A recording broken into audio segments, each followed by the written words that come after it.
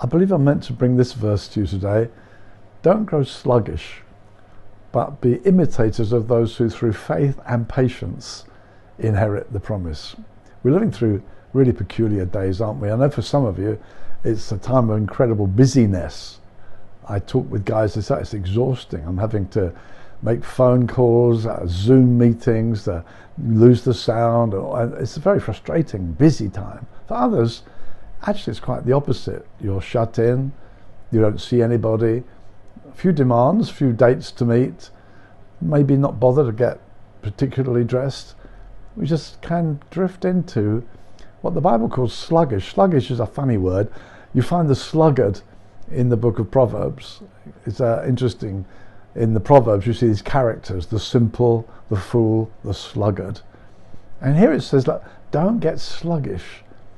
Elsewhere in Hebrews it says that we should not be dull. It's the same Greek word actually, to grow dull.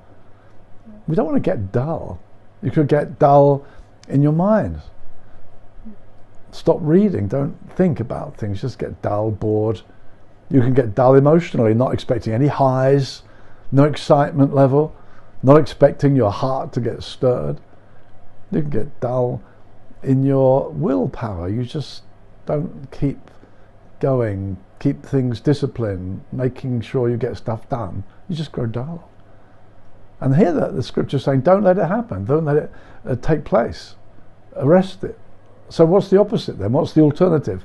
Work hard, keep going for it? No, that's not what it says actually. I don't want you to get sluggish, but to be imitators of those who through faith and patience inherited what was promised. Now, some key things there. It's not just be super active, but saying don't drift away from the promises. Be an inheritor of what's been promised to you. Terrible sluggishness is when you let go of the promises.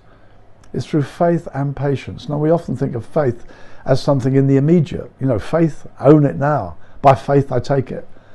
But the Bible's full of faith and patience. And we're told to imitate those who demonstrated that. I think, for instance, of David, who was hounded out to Adullam's cave, had to wait for God. I think of Joseph, terrific visionary, had a wonderful promise from God. Then, wow, everything went wrong. He's in prison. And then a wonderful thing happens. I think it's the high spot of the story in many ways.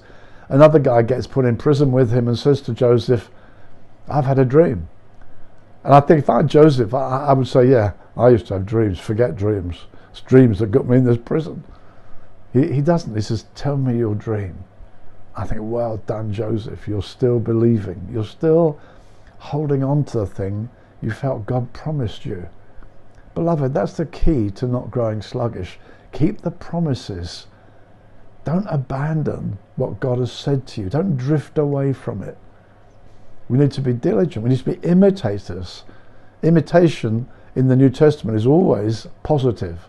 It's never negative. Oh, it's an imitation. No, it's always positive, and it's always in the present tense in the New Testament.